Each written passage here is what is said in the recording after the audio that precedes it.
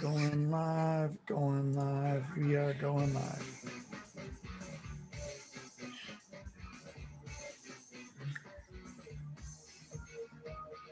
Of course, I didn't share my screen before I did that. Of course you didn't. So it's just looking Good at. job. Good work. Take 3. Wait. MASL in the box. Take 1, 2, 3, 4. Everybody get.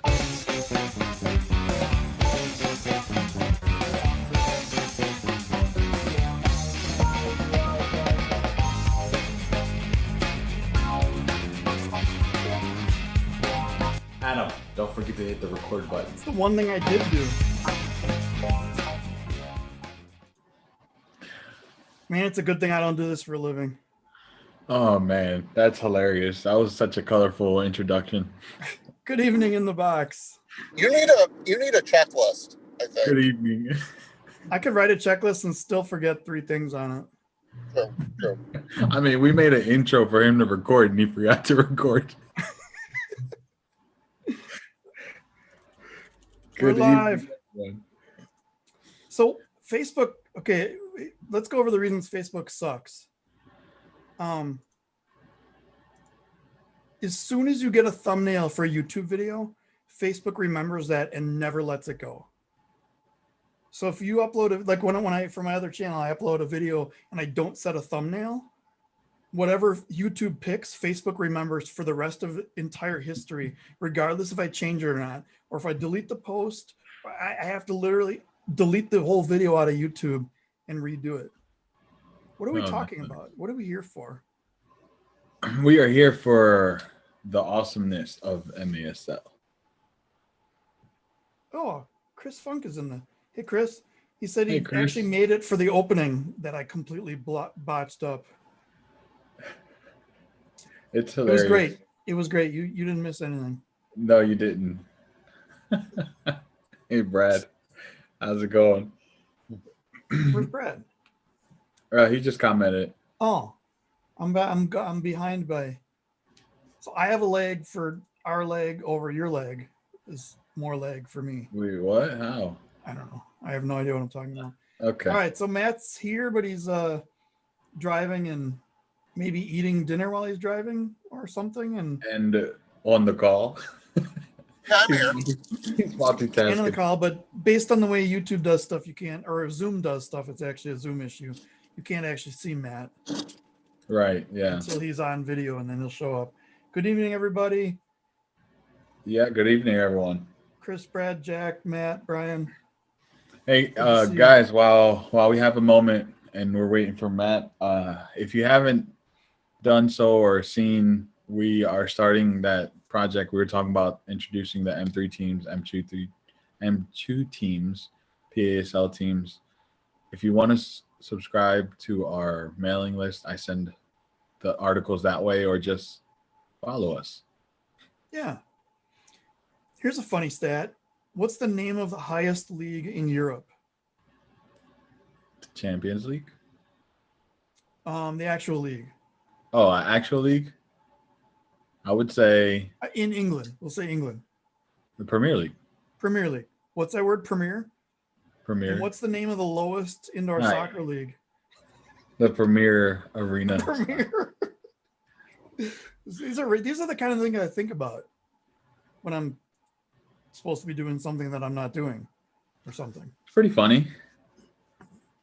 So it's funny because, sorry to cut you off, I was talking to my better half and she was like, oh, there's a 4th division, because I had her read the article. I was like, yeah, it's a 4th division. She's like, but it's not called the M4. No, like, why would we do that? No, why would it? The 4th division is called exactly what the 1st division was 2 leagues ago. Doesn't that make perfect sense to you? That's exactly what it does. Oh, I want to start off 5 minutes in. Happy birthday to Eric Bergrud. Yes. The color commentator for Kansas City, all around great guy. Yeah. Man, I happy got to birthday. meet him when we were in Kansas City. And He's shown us nothing but support, and we appreciate it a lot. So happy birthday. a 2-time member of the guest panel. Should probably be Hey, three Steve. for That's one of these days. Welcome, Steve from San Diego. Steve from San Diego. How's it going, Steve from San Diego? Is it Uh, warmer than 28 degrees there? Because Right. it's 26 now. So a quick recap for the M3. I'm just gonna jump right into M3 since I Sure. was talking about it. M3, there was a great game. If you didn't miss it, obviously the video is not of the best quality, but Omaha Kings played Springfield Demise. It was a really good game for what I caught of it because of the video issues, and they ended up winning 10 to, if I'm not mistaken, 5. I can confirm that. But it was a really good game. That means there's no longer an undefeated team in the invitationals for Ooh. M3. So it's pretty cool. Do you know the name of the arena that the Omaha Kings play in? Ah, you beat me there. What is it It's called? called. Do you know what it's called, Matt? Do you know? 10-4, by the way. It's called, I know what it's called. It's called the Omaha Convention Center Field thing. No, it's called Off the Wall. It's the off-the-wall indoor soccer arena. Yes. The best thing ever. All right. No, I did not see that. What did I do over the weekend? I recorded a lot. I did and we're almost done with our last song that's going to be on our band's album. It's only taken us 100 billion years to record this. For your band? Oh yeah, you guys are coming out with new songs. So does that mean we're gonna have a new intro song? We could. This one starts a little bit differently. It starts with some drum fills and stuff. Got it. But this is actually, who's your Tacoma Stars jersey for? Ta-da! Mr. Pereira. The one and only. The one and only. By the way, I still have the mail that corn dog trophy out. This is true. Hey, Matt, do you mind if we start talking about the games? We can Yeah, start I'm with. almost home. Oh, okay. Sorry. Right. We'll wait. So, Go ahead. well, you're not going to miss much when we talk about Florida and Dallas. So Florida beat Dallas 8-0. Okay, let's move on. Next. No, but wait. I have a little rant for this one. Because personally, I feel like the sidekicks have to move on from their coach at this point. At this point, they have great talent. I mean, they have young players. They have some experienced players. They have – if you look at the team and who's there, I feel like they should be playing a lot better. That mentality of building it from the back or just playing this weird – some of the decision-making that they're being trained to do is just, like, ridiculous. To me, it's like nobody else in the league is doing that, and you've only won 3 games. Why are you doing what you're still doing? Yeah. That's what I don't understand that. Like, okay, we're gonna try this new thing, like Everton. I'm gonna kick off with the 6th attacker because I heard the first team to score is win 70% of the games. So why don't we force the score in? Great. You did it once, you found out it didn't work, you abandoned it. It's never to be done again. But Dallas is like, I mean, definition of insanity. They're doing the same thing over and over and over again. And they're not even, I don't know what the deal with the whole try to get it out of the back and build it out of the back is, because as soon as they get pressured by 2 guys, they start making mistakes. Yeah, it's like Dallas. So the defenders that they have, Mike Jones, he's a little bit on the later half of his career, and Quintana, he's had a bit of a choppy start, but he's getting a lot better. He's finding that form he had last season. But still, like the mistakes that they're having and then like trying to build out after those mistakes happen, it's like really hurting their confidence because they don't have the time to like, okay, I feel comfortable now. Now we could build out of the back. Yeah. they'll just make another mistake and then kills their confidence again, or they'll get scored on, or they'll lose 8-0. That was so. The first half was really weird. So, okay, full disclosure, I did not have the sound on for the game at all. I have my own promotion relegation system of my TV and my laptop, and the most important thing goes on the TV, and the least important thing goes on my laptop. And the Green Bay Packers are playing the playoff game, so that got the TV with the audio. The Florida game got the laptop, and I had a special system going where I must be like secretly talented, because I would look at the Florida game and miss the touchdown on TV, and when I'd look at the TV, I'd miss the goal on the Florida game. And there was one time where I did it, those back and forth, and then I went back to the Florida game, and I was watching the celebration for the goal before the replay. I missed another score, and then I missed the actual goal when they replayed it. So I like full on missed like. But yeah, the first half didn't seem. It seemed weird, and we'll get to the broadcast in a little bit. But I'll start to. It looked like the way their broadcast goes, because it's in that like weird frame rate mismatch thing. It looks like it's a slow motion replay. So to me, it looks like the players are just playing slow.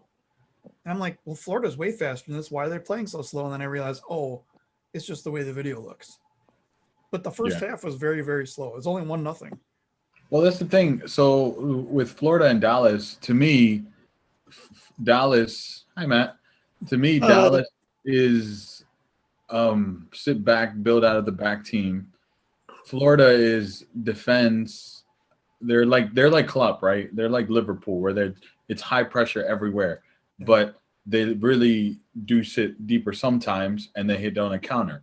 So it's really high defense, and then you have Dallas, who's built out of the back. So it's like really slow. And then Florida realized, like, hey, look, we could do a high press with this team. They can't play around us as well, and they kept them on their half. It was crazy because Florida, even with the high pressure, still had 5 behind the ball every time Dallas got it. Oh yeah, Florida, they drop the whole team. If they lose the ball, the whole team is that clump mentality where they just all drop. And Dallas always left a forward sitting out there. I'm like, well, this isn't like outdoor. Like, you're right. This is an outdoor where you can defend with 8 because they won't push more than 6 or whatever. You can't. And also leave Dallas your center forward sitting at the midfield. And also Dallas had a classic. Well, I don't know if we could say this about St. Louis anymore, but they missed chances. The chances they had, a lot of chances they had. So. Yeah. I mean, that's one thing with the high pressure that leads to odd man rushes. So you saw 3-on-2s and things like that, and Dallas didn't really. Well, they didn't do anything because they didn't score anything. But it could have been like 8-3, 8-4. But yeah, you mentioned the first half. That was after the first quarter. I thought that was just weird. Like, Florida was up 1-0, and I'm like, okay, Dallas is doing good. And then Florida just pushed a button, and it just either that or Dallas turned off the button, or there was no button. Because like Dallas was composed. Don't get me wrong, Dallas was composed, and then they got scored on. You saw them break a little bit. They got scored on again. You saw them break a little bit more, and they got to the point where they weren't even rushing back to defend. At one point, it was Mujin rushing back and Mike Jones, and then it was just Mike Jones. Yeah, so I did in between like commercials and quarter breaks and halftime and things of the football game. I did turn the sound on or switch screens and things. And at one point, Brian Ackley said, well, now, they got to see if they can defend against the shutout because, I'm sure Dallas is going to want to score here, just to make a statement. And they never did. They never pushed to try to score. And I, at that point, when he said that, I'm like, I don't think that's going to happen because they just don't look like they have it in them anymore. Yeah.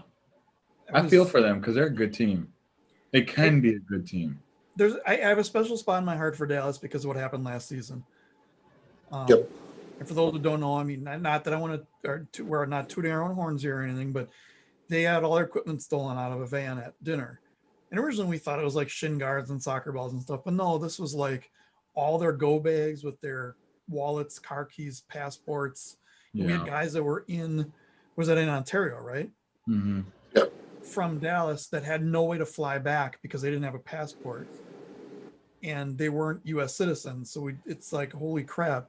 So we scrambled and we put together, we didn't want to do a GoFundMe because it's so slow, but we just had people send PayPal to my address and I sent money to Freddie Mugen directly.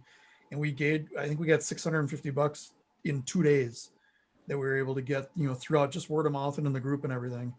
It was kind of a feel good thing for me because it's like, okay, who was it? Juan Gamboa, who didn't Juan. have car keys, Yeah. and his car was in the lot at the airport. Mm-hmm. I mean, crap. What do you do? Yeah. That's not cheap, and then no passport, and you got to deal with all that. So, I have a soft spot for Dallas. I love my black Dallas jersey, although I wish I could have gotten the half green, half black one. That one sold out too fast, but That sold out so quick. yeah. So quick. But they got to do. It has to be something, and I've seen the whole weird Dallas Mesquite thing last season, where all the fans like left to go. A lot of them are doing that because of head coach of Dallas. Yeah. So Jared's point, right, where he says Dallas doesn't have enough speed to try run and gun it. That's true, but that's why they brought Mike Jones in. Yeah, That's literally why they brought him back from Mesquite. but here's the other thing: there's a team out east that won 3 championships back to back to back that doesn't have speed either At to all. run and gun it. At least not in the back. In the back, Right. But they Yeah, made but it they don't work. have to. They don't have to run very far. It's just like from here to like. we do have to go away to away games. That was also in one in Monterey, one in Sonora, and one at home. Then was it? No, Wait, Monterrey has a normal size field. almost. I think it's like 180 instead of 200, but it's close. But still, the Look point at is these that excuses. you play to the strength of what you have. You don't just have a idea in your head and go, "This is what we're doing." Okay, who are my players? Like Right. a good coach needs to figure out who his speed players are, who his defenders are, and just play to their strengths. Yeah. And if you don't have a like running gun, like a San Diego, like an Escoto or Gerson or any of the guys on Florida, I mean, I won't even name them off because they're all fast. If you don't have that, you have to figure out how to play without that. Yeah, they have very technical players that, like, I mean, for one, Bowell, he's real technical. Lipe's technical. Mugin's technical. Like, you guys can play the possession game, but it doesn't have to start all the way in the back and risk losing it there Right. and then getting scored on because you guys don't have the speed to drop back. It's just, I feel like they could play a different game and get better results. That's my bottom line. Yes, Chris, Farber, Bond and Farber especially. When Bond used to play for Chicago, it was just a nightmare of him breaking through and running down and scoring every time he got a breakaway. And Farber, of course, outran dogs with Frisbees at the All-Star game. So definitely one of the faster people I've seen. But I mean, San Diego and Florida kind of have the same kind of speed rosters where you could just start naming off players. Except Chops. But yet, who scores the most goals? Well, the Childs is a poacher. He just knows where to be, when to be. He's just really good at that. And they've kind of moved the system around that because they know how he can be and how he can do it. So, yeah. I mean, they play. Oh, never mind. We'll get into the previews later. We'll get into the previews. Yeah. So, I think that's enough about Florida, Dallas. Yeah. So obviously they lost for 0-8. Okay. Moving on. San Diego. God damn it. St. Louis hosting Kansas City. Great game. I want to say before we talk about this.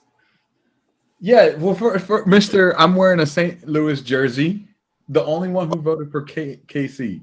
Hannah voted for Kansas City too. I said there. Here. I said, and I quote, if Kevin Ellis plays, Kansas City wins by 1. If Kevin Ellis does not play, St. Louis wins by 1.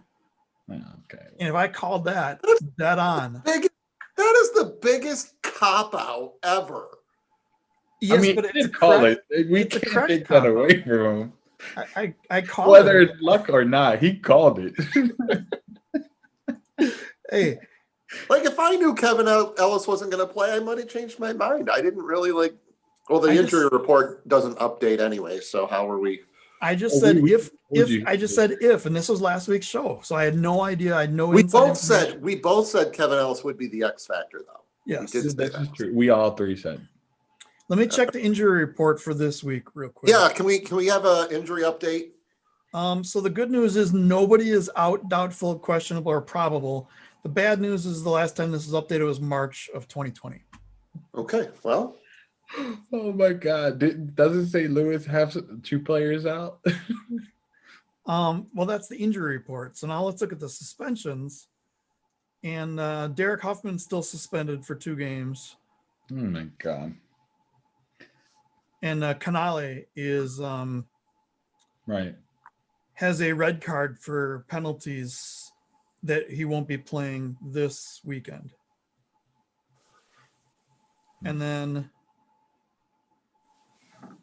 Anthony Rosano will not be playing on March 15th of 2020. uh-oh. Oh no, that's been moved over to the game 1. Turlock I won't be playing. This guy, is it really that many? This is point accumulations. Got it. So Rosano, Rojo, Cisse, and Taylor Bond will not be playing the first game of whenever their seasons happen to start. More on that in a little bit. Yeah. So KC St. Louis, that was a great game. So game of the season so far? No, because Kansas City completely dismantled themselves again in the fourth quarter. Now, would that be to KC falling apart or St. Louis's pressure? Both. But damn it. As a team that knows they can fall apart in the fourth quarter, you have to play extra hard to make sure that doesn't happen, and they didn't.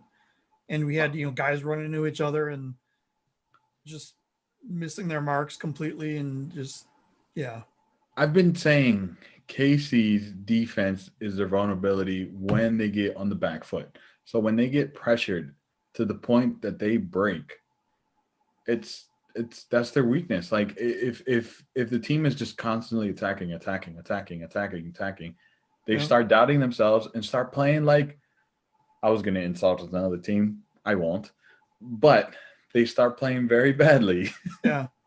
So Jay, what did you miss? You missed me fumbling with the opening. You missed us talking about Florida and Dallas, and now we're on KC and St. Louis. You didn't miss much. Yeah. Yeah. Yeah, pretty much. So so Sid, that's a good point. Comets had 2 yellow cards for dissent, including one in the fourth quarter, led to them running out of gas late.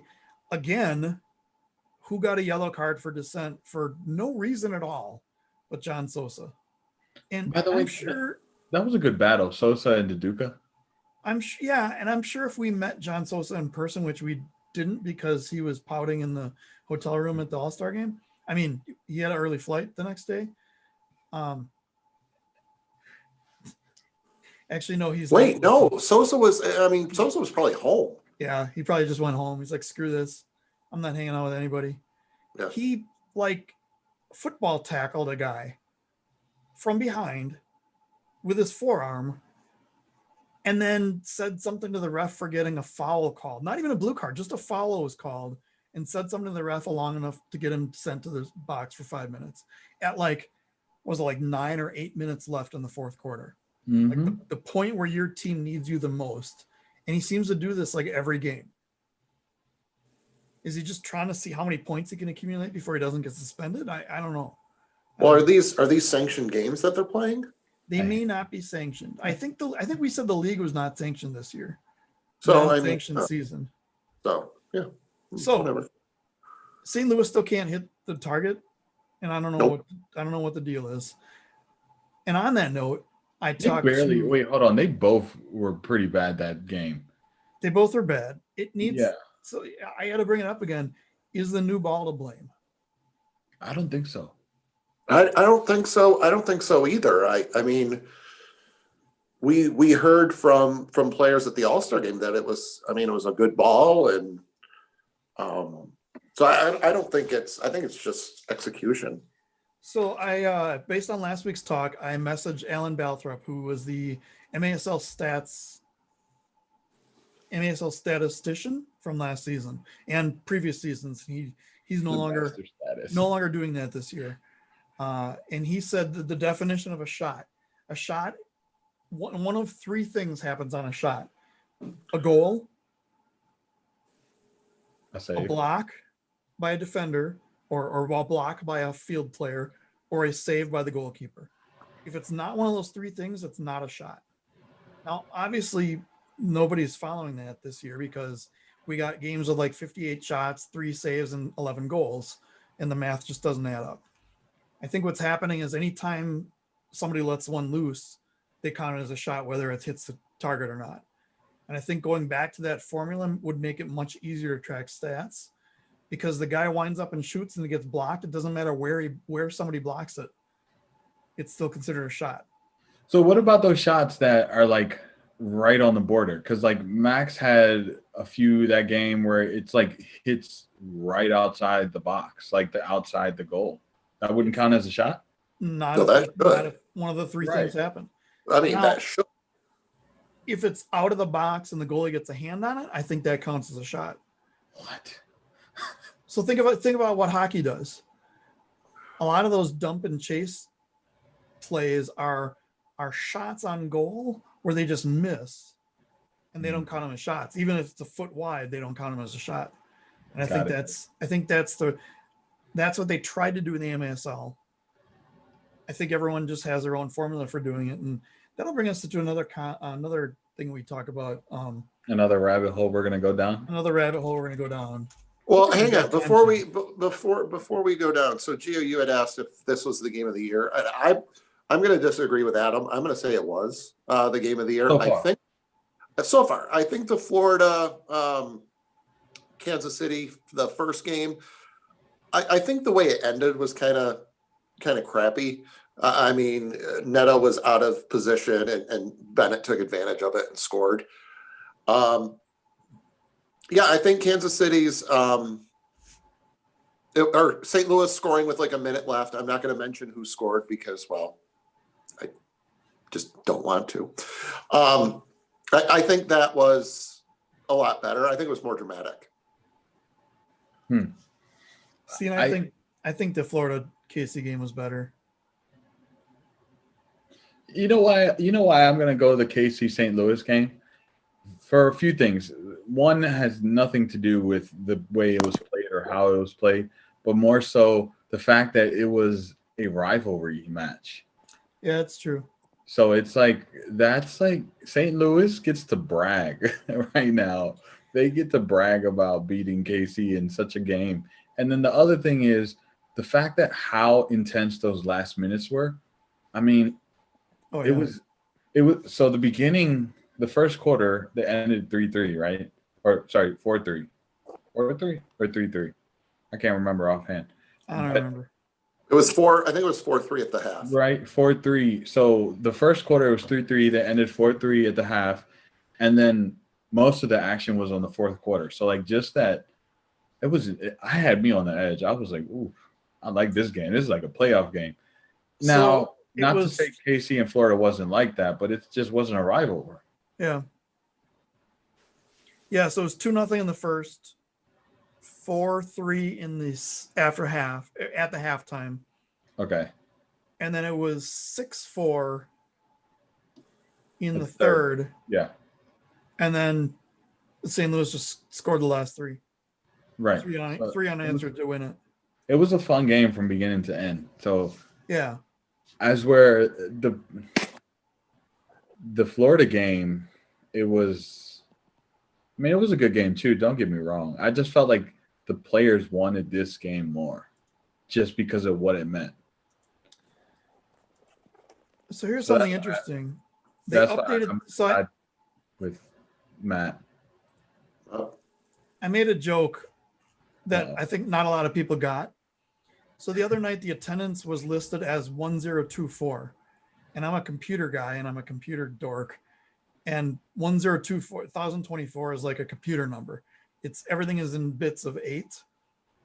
So it's 1024 megabytes per gigabyte, 1024 bytes per megabyte, 1024 gigabytes per terabyte, and the attendance was 1024. So I posted that, and I immediately Sam jumped on me because he thought I was making fun of the attendance, and that wasn't at all. I was just poking fun at the number because I said last night's attendance was this in megabytes or gigabytes, and that was the joke. It had nothing to do with that. They've actually updated it now. It's 1144, so it completely ruins my joke. But I think it was funny while it lasted. It's funny while it lasted. So that was that joke. That didn't mean anything to the game, the fans, anything like that. It was merely just poking fun at the actual number itself and not the number of fans. That's the way my sense of humor works. So forgive me. Yeah, there were it was so speaking of the fact that it's a rivalry game, I think the reason I don't pick it for best game of the year yet is because I think there's much more to come. Oh yeah, of course. I think Absolutely. Yeah. Really crazy things coming down that rivalry. That's why we said so far. Oh yeah, all right, fine. Yes. You didn't think the Florida Dallas 0-8? That was close. That's like top. Wait, how many games have been played? 7, 6, I don't know, something like that. All right, so like top 7. How many games have been free? And how many games were in Florida? And how many games have been played total? 8? 8, yeah. So update to my never mind. Let's not talk about this. Never mind. Do you guys want to preview it, or do we want to get to the rumors? What we really are here for? Oh. And you know where he's going. Yeah, we all know. Well, no. Well, we know. Us, They don't know. They don't know this.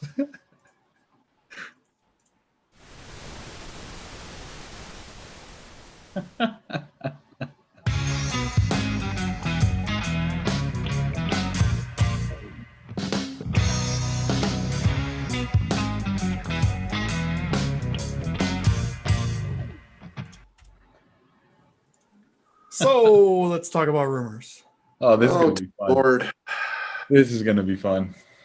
So everybody knows that the Blast is out for the season. Yes, it's been confirmed. The Blast is out due to not having a place to play. They've tried playing outdoor in various locations, and yes, even high schools have indoor facilities. Well, like the cafeteria can fit that turf. I mean, come on.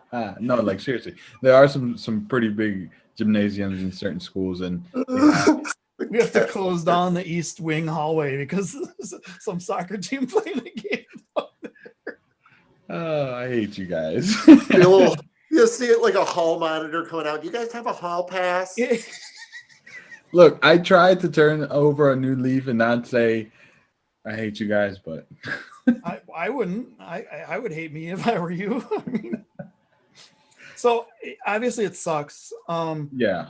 So a little bit of my soccer history. When I came into what's now that other group that we don't talk about anymore, I was a giant San Diego fan, and I hated everything about the Blast. And keep in mind, this was the 2 years in a row that Ed tried to leave the league and tried to form his own league and all this other stuff.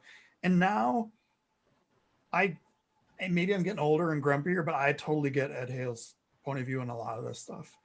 And this one, it wasn't even his real decision.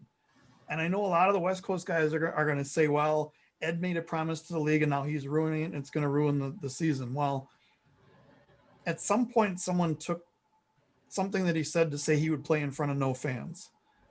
And even when we were talking to Gianni back over the summer, he was saying, well, we're going to play in front of fans and we're not going to play in front of no fans. I mean, that was never on the table officially. Yeah, Ed always said we're going to play in front of fans. Yeah. And in the beginning of the webcast, when they started doing them again, Gianni even said it in there that they're going to play in front of fans, no matter if it's a limited number of fans or it's maybe whatever capacity the governor allows us. There was always going to be fans.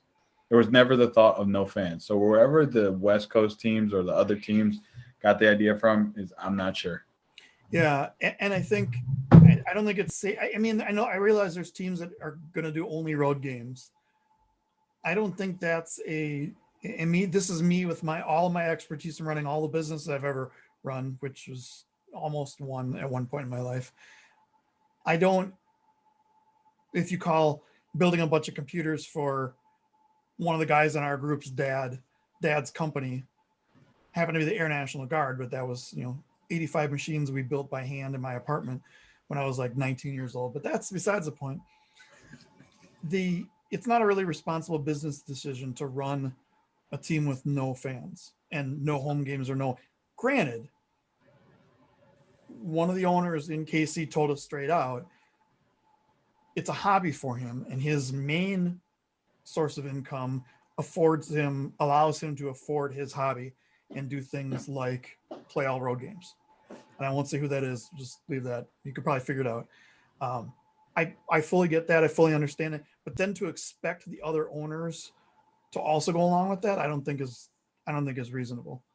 Because you could have done something like, let's just everyone go to Florida and play like the Central Cup. And we'll just do that in alternating weekends or whatever. And you play as many games as you can until you can't move anymore, Friday, Saturday, Sunday. And then you go home and you come back 3 weeks later or whatever and do it all over again. But nobody wants to do that. Even still, like, okay, we get that owner, it's a hobby for them, but they should run it. I'm probably going down another rabbit hole, but they should run it like a business as if it was income. Because I promise you, if they ran it that way, they will hold higher standards. They will hold more people accountable. Yeah. And it shows, like, well, I guess I can't say that, but if we look at the Blast, they perform and they do things to improve the business side of things, whether they're having higher attendance, whether they're selling more merchandise or the name is growing, whatever the case is. When you compare it to certain teams that may seem like a hobby, it shows. There's been a number of comments by dozens of different people throughout this last year of, well, the league's not going to survive unless the teams can play. And I think it just goes to show that difference, that teams like Milwaukee and the Blast are actually financially better off not playing than they are playing in a season like this. Because everyone that went in knew that they were going to lose money going into this. Whereas Milwaukee and Baltimore are like, well, we're just not going to do it. I mean, it's not worth it. It's not worth it. Even if they could try to find a place to play, which I didn't realize it was as bad. I figured they just couldn't find a place in Towson and they just said, okay, forget it. I didn't realize they looked like even to high schools and things. Yeah, I mean, they tried various arenas or stadiums, should I say, like to play outside, and nothing. They all got rejected by the governor or the crazy, governor's office. Considering the weather in Baltimore isn't much better than weather here. It's not. But I mean, we go to Ravens games, so really does that matter? It's a different sport, though. I mean, not even the fans. I'm thinking of the players. Are they just going to wear their short sleeve jersey, jersey and shorts, or maybe like the tight, the guys, some of the guys wear? Well, I mean, some of the players all coach outside, and they're all winter leagues. And then there's the amateur winter leagues. We play soccer in the winter here outside. See, we can't because there's like a foot of snow on the ground. Oh no, we don't have. We're lucky. We don't have that much snow. Well, screw you guys. Wow. Yeah.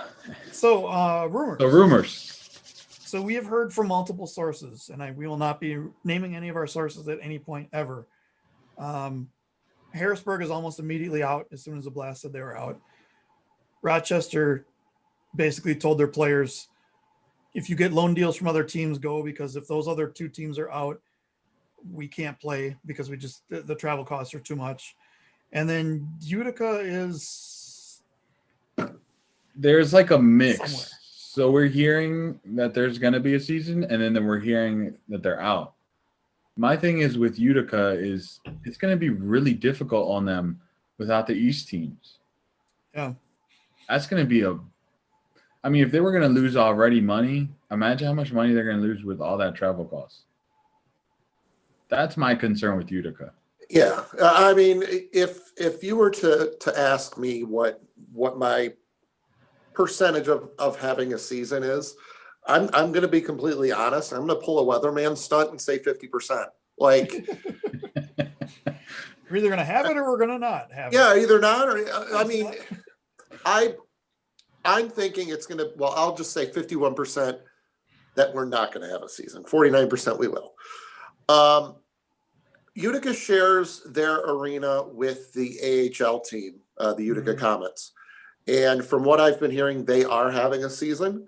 So I don't know if they are in talks with the government to see if they can get a percentage of fans in the arenas. And the same case with Rochester, but they don't share it with their hockey team. So they might have to change venues. Or play at Rock Dome. I don't know. But yeah, I kind of think I'm optimistic, but I mean, that's just me being a fan of Utica. Sure. Yeah.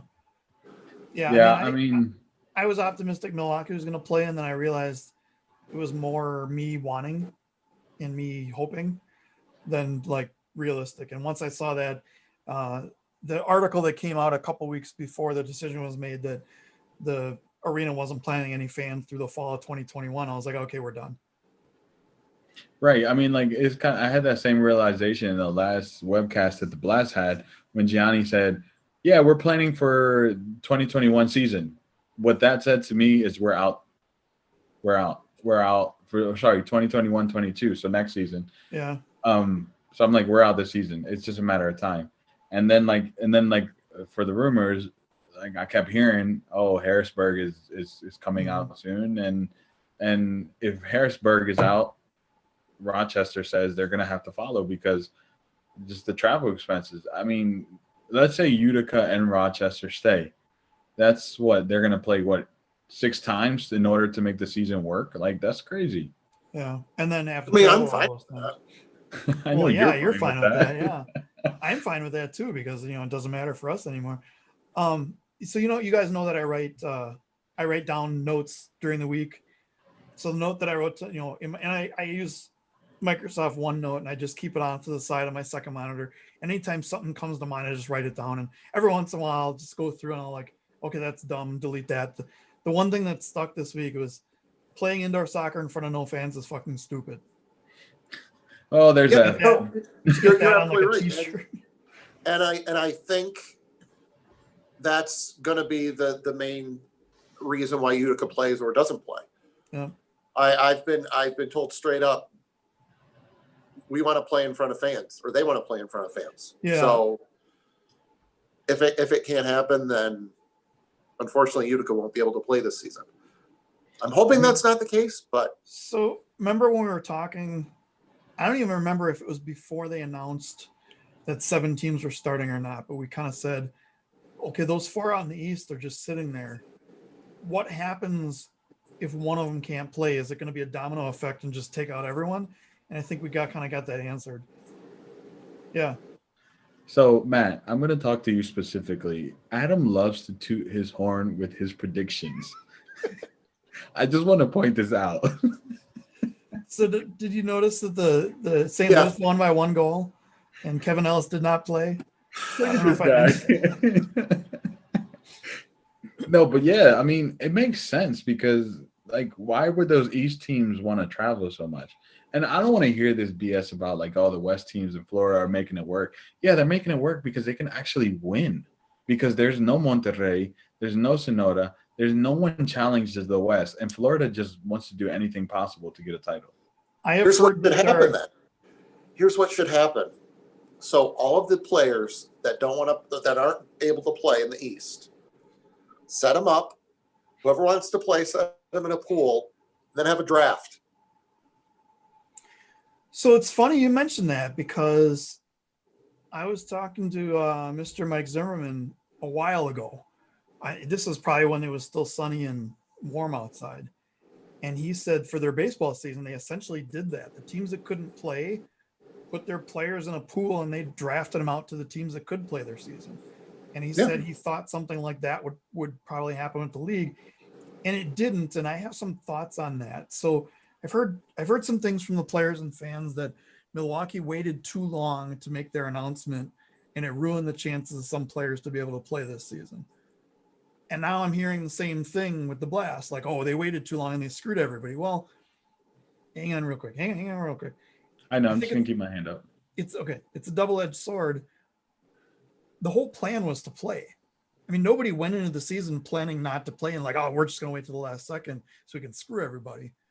The plan up until they were finally told absolutely not was to play. So now they can't get arena dates, and now like, well, we're stuck. Sorry, guys. We fully plan on doing this and we just can't. All right, Joe. So my thing is, so the Blast obviously tried. So half of what I'm saying is true and half of it is rumor, but let's just say that. The Blast waited to the last, up to the most, I guess, possible point to say they were going to play. Mm-hmm. They knew, or rumored to have known, about a week or two ago. And they were rumored to be held with their mouth quiet until the powers that be allowed them to say. And pretty much they just said, F that. We're telling our players and our fans, or no, not, well, yeah, first the players, a week for the players to know so they could start looking at loan deals and stuff like that. And then a week later, the fans. And the ownership of the Blast, aka Ed Hale, rumored to have gotten a lot of shit about this. Sorry, curse word. A lot of poop. Here we go. No, Here seriously. we go. Just start swearing. Yeah. A lot of blowback from it about it because he did it. And he said, look, I'm thinking about my players. I'm thinking about the fans. They need to know. The faster they know, the better. So why would we not tell the fans or the players? I mean, if you've noticed, only the Blast made the announcements, not the league. Right. But there's also like no PR people for the league. There's like a dude running the Facebook account now, and there's well, no. I mean, they have Craig's Corner, so why can't we? Right, but because we don't have a PR, so there's no unbiased third party body Exactly running the league right now. So it's owners looking out for themselves making these decisions. So they're not making the decision based on what they feel should be best for the Blast and the Blast fans and the Blast players or the fans of the league as a whole. They're looking at it as, well, how does it directly affect me? And that's how they're making their decision. Exactly. And that shouldn't be this. Like we talked about this, that the league should have a third party honestly in control. They should hire a third party I shouldn't say third party. They should hire people to run the league that don't have a direct conflict of interest with the rest of the teams. Because I promise you, I'm pretty sure that the 7 teams that are in, maybe not all 7, but a good number of those 7 are probably the ones saying like, hey, you guys can't say this because it's going to affect our season. Right. So Right. It's like, that's ridiculous. Yeah. So that's what we have on rumors. So now my next prediction is going to be, so we essentially have 17. Okay, here we go. So let's play a prediction game here, or guessing game, or assumption game, because you know what assumptions do to people. Let's just assume the 4 East teams are out for a second. We have 7 teams playing in 4 cities. Possible 8. What? Possibly 8. Where? Can we just be positive for Matt? No. He's saying no. He'll say that's fine. I want to go into a theoretical here. Oh, okay, Yeah. okay. So, fine. and I want to lead into our broadcast talk, and then we'll come back to this whole topic. So let's say we have only 7 teams. The East teams are all out. Oh, thank you for going down this road. Let's look at how the teams are playing and what we think is going to come out of the West. Now we know San Diego, Ontario, Tacoma have beefed up in the offseason. We don't know what they look like because we haven't seen them, obviously. But we also know that they're really, really, really hungry to win. And I will say that one of those three owners and Florida are the only teams in the league talking about playoffs right now, because they realize they have a chance here without the Monterreys and the Milwaukees and the Baltimores, especially now the Baltimores. Yeah, and the Uticas. And them too. We still don't Okay. know about you, but in this theoretical example, let's say there's only 7. Yeah. So let's look at potential playoffs.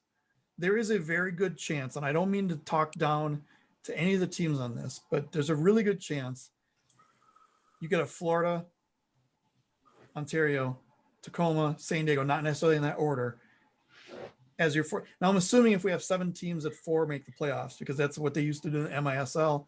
It makes sense. It's a nice even number. You don't have to do anything weird with it. And you can't do 6. You can't do 7 unless you seed them and do some weird crap. You can't do 6 because that leaves one team out, and that's kind of dumb. So let's say we have 4 teams going to the playoffs. There's only one home team there that can play games. Does that mean they're going to run every playoff in Florida? No, I don't think so. I think I hope it would not. I think it would be kind of interesting to do, like, maybe have one set of playoffs in Kansas City, one in St. Louis, or one in Dallas, and then have the finals maybe in Florida, or do it that way instead of just having everyone go to Florida. I mean, that's just. I hope that's not the case, because Florida hosting, oh my God, that would drive me insane, because that's the streams we'd have to watch. It's funny that in this circumstance he froze and we're talking about the broadcast. I know. Oh, this is hilarious. Adam is live from Lakeland, Florida, ladies and gentlemen. I hope the YouTube doesn't cut off. No, I think we're good. Oh my God. So let's just this is. It's actually pretty fun. I thought it was me. No, I thought it was me, because I'm like, oh my gosh, I'm frozen. No, and it's gonna be, I'm gonna be cutting off, and then, but it's not me, so that's good. So yeah, what do we? But yeah, what do we do now? No, we just keep going, and he'll join in a second. But the thing is, with Florida being the host or the possible host of the playoffs, it's insane to think that that's what we'll watch, and I don't think it'll be a bubble, because if Tacoma and San Diego can play in Florida, why can't they play in Dallas? It's much closer. Why can't they play in KC? It's much closer. Yeah, exactly. So maybe Florida will agree to have the playoffs in a central location, like central part of the country. So every team has to travel, maybe, but I doubt it, because I don't think the owner is looking out for the league. I'll just say that. And that's the problem with this season, is that the teams are looking out for themselves. They're not looking out for maybe I can't say that, but they're not looking out for the league as a whole. They're like, hey, this is best for me. I can win a playoff or a championship, or hey, this is my moment. And they're not like really like, hey, maybe we should all just took a break this season and came back. Yeah, but really. So you mentioned a championship. 7 teams playing this season. I would not consider this to be a championship for them. If Florida wins, great. But I don't consider it to be the Ron Newman Cup champions, because you have half of the league not even playing. Right. Because you know why? Because we're in an unprecedented time. Oh God, that's it. I'm out again. Look, so Adam is back from Florida. He just took Florida. I was Florida. That was really interesting. It was hilarious. I started talking and you guys froze, and I'm like, oh, do we lose Matt? And I looked at Gio and I'm like, do we lose Gio? And I look at myself. I'm like, Am I frozen? My whole computer just locked up. That's exactly what I said. I thought I was frozen. I'm like, yup, it's me. And she was like, Matt, did we lose Adam? I'm like, yes, we did. Yes, we did. This is the first time. It was hilarious. But yeah, so like we were saying, I would hate Florida to host it. So, and obviously Florida, San Diego, and them are looking out for themselves. And it's only 7 teams. There's no way they should call it the Ron Newman Cup. At this point, I feel like it shouldn't be called the Ron Newman Cup. Did Ron Newman have any brothers? Could we call it like the Bill Newman Cup or whatever? Oh my God. So right before I got knocked off here, The Randy Newman Cup. yeah, Jennifer Newman Cup. Alec had an amazing comment. He said, "Do you think it would have been better for all teams to take the year off and invest money into marketing the league, or something really crazy like paying the commissioner and a PR person?" That's hilarious because I had just said that. So here's the problem. Some of these owners, I think, are maybe doing this as a full-time gig, maybe, possibly. I don't know. I know the owners that I know about are probably saving money by not playing this season. The problem that really hits is the players, because a lot of the players depend on this money, and that's all they do for income during this season. Yep. And especially the Wave guys who maybe have full-time gigs with the Wave based on playing and then coaching, because when you come into the Wave, they expect you to coach in their youth programs. And some of that's probably good enough to be able to make a living at it and that have your only source of income. Well, if the Wave's not playing, then what do you do? I know we saw in the blast letter that came out that I think it was Donatelli got a job at like a mortgage company or whatever. Yeah. How many guys are going to, and I'm not even talking Wave or blast, how many guys throughout the league are going to find that this year and then just, oh, well, I can make way more money with less work. Because let's face it, being a professional athlete is not an easy job. Yeah, I do. I know a player that does have a full-time job right now in Utica. Yep. Well, I think he did install Windows, but now I think he's got an office gig at the same place. But so he went from Windows to Office, not Windows to Mac, is what you're saying? No, he's still using Windows. So, what was I saying? God damn it. This is what happens when you tell jokes. You lose track of your thought. It wasn't even that. It was the getting knocked. Well, I wish that would have been a perfect time for you to freeze. Right? No, but I do agree with what Alex said. It would have, and I just mentioned this. I think it would have been in the best interest of everyone to take off the year. Because, I mean, we started the season the last week of December, right?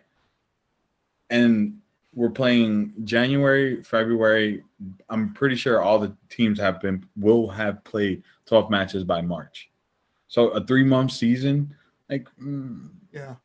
Why didn't we just skip that and just took in this time to, okay, you want to have games? Let's do a preseason tournament. Oh, you want to have time to market yourselves, promote yourselves, have this money you could have used into other things. Why not do it? Because, and this is exactly why, there are a few owners, some owners that are more interested in trying to win than they are in doing anything else for the sport. Who are you pointing at? I was trying to point to Matt, but he just said that owners are thinking about themselves and not the league as a whole. I was talking about a different owner in a different part of the country. Yeah. So let's get into that. So I every week I do broadcast rankings 1 to 10, and I'm going to do audio and video. And for those who didn't hear it, I'm not going to do things like comparing or talking about what the guys are saying, like if they're pronouncing names wrong or whatever. I don't really care at that point. If the cameras are going to a bad angle too often, maybe I'll consider that, but I'm not gonna go too far into the production value. I'm merely going on quality here. And if we take anything you watch on a network television, hockey, basketball, soccer, football, any of those sports, we'll assume all those are at a benchmark of 10 out of 10. even though some are better than others, we're just going to say those are 10 out of 10 on this scale. I'm giving Florida's audio a NA for this last week because I didn't listen to it enough to know if it was any better or worse than the week before. And their video is a 4 out of 10. It's terrible. It's awful. And I got into it with one of the fans who was like, well, if you don't like it, don't watch. That's not the point. The point is, and I'll get into this a little bit. The point is not to make fun of people and not to just call out. The point is to make this better. Like, I don't want to just keep here every week and saying, yeah, Florida's broadcast is shit. I want one week to finally go, hey, congratulations, Florida. You fixed your broadcast. It's now an 8 out of 10 or a 9 out of 10. I don't want to just keep whining about the fact that it sucks. And I can't enjoy, maybe this is just me, I can't enjoy a broadcast when the quality is terrible. Like when somebody's computer just freezes and right in the middle of it. Screws it It's up. okay. We kept running with it. I messed up with the screen, but it's okay. So here's my question. Interesting point. You bring that up. Yeah. How would you guys feel if the league were to say, okay, we see what happened. We're going to X-nay this pay-per-view thing. We're going to get a third party to run all our broadcasts so that it's not up to the owners. It's not on the owner's responsibility, but all the ownership has to cash in on a expense. Let's table that thought for just a second.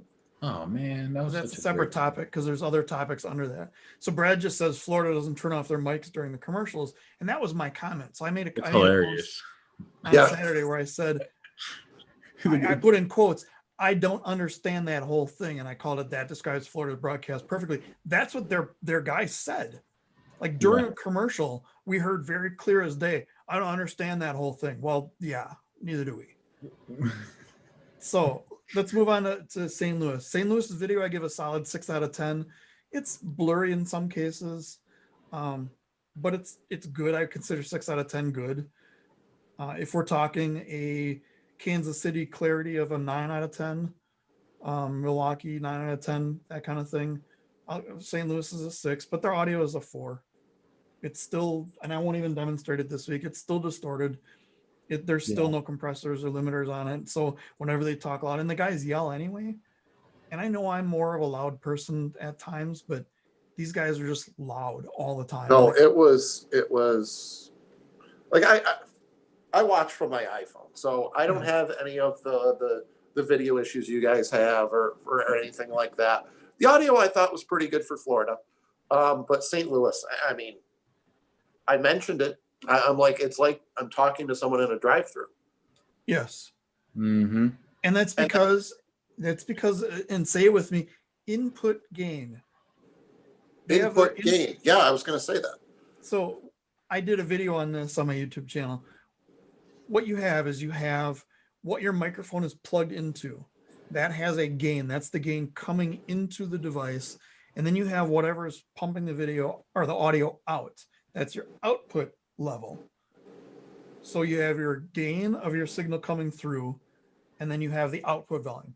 So if you have this too high and it's clipping, no matter what you do on this side, it doesn't matter. This is always going to sound like shit. You can turn it up and down and it's still going to sound like crap. If you turn this way down, then you can turn this way up and you'll always have a clear signal. Yeah. That's what the problem is in St. Louis. I don't know how else I can address it other than keep giving them shitty marks.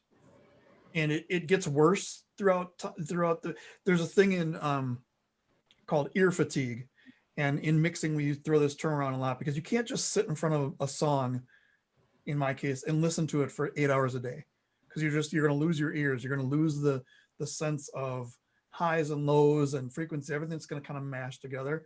Well, when something's harsh like that, it just sticks out more and more and more and gets more annoying.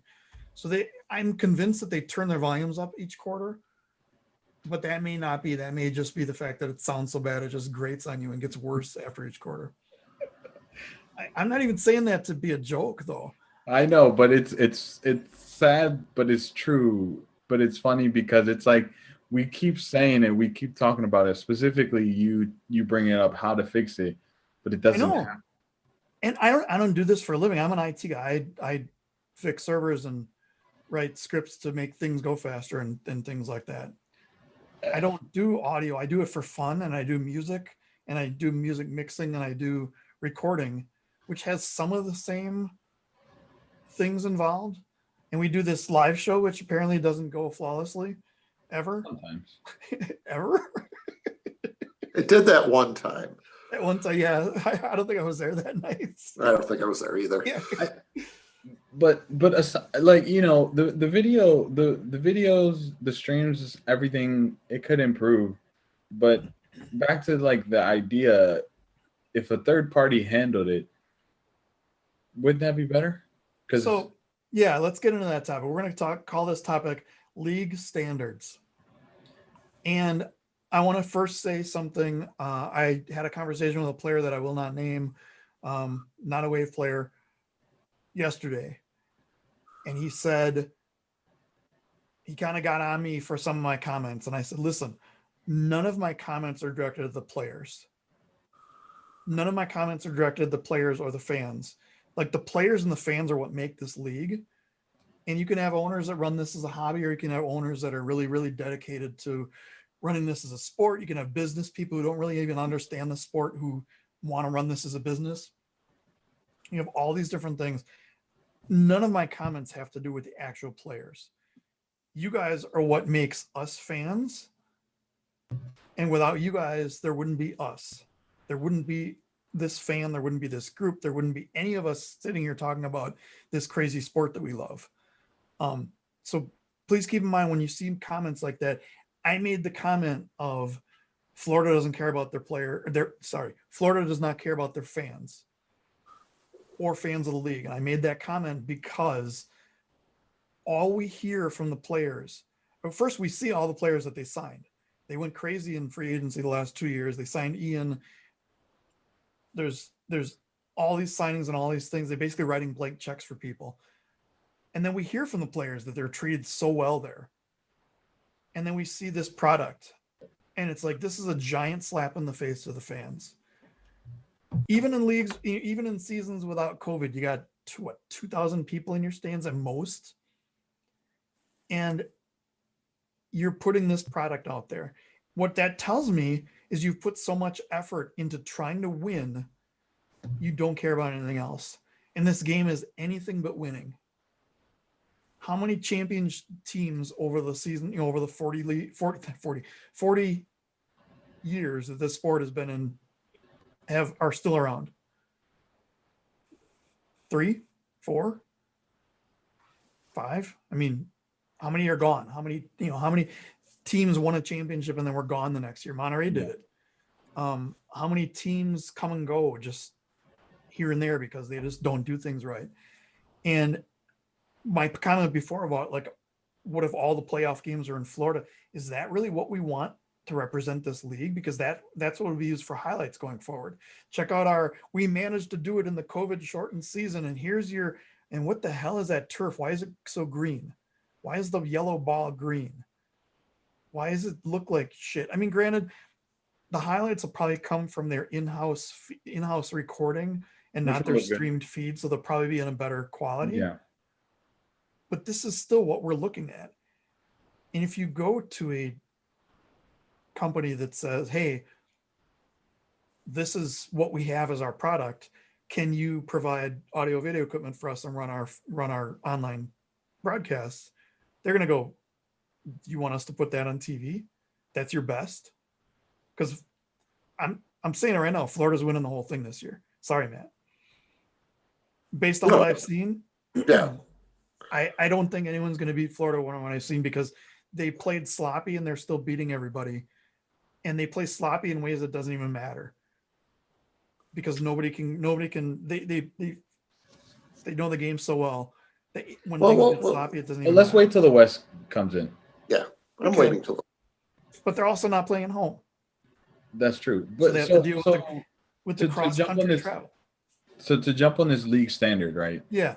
I feel like the league needs standards, not just on the broadcast though. Absolutely. And they need to be enforced. So if for some reason they gave me all the power and like, hey Gio, do it, That's it. I'm out.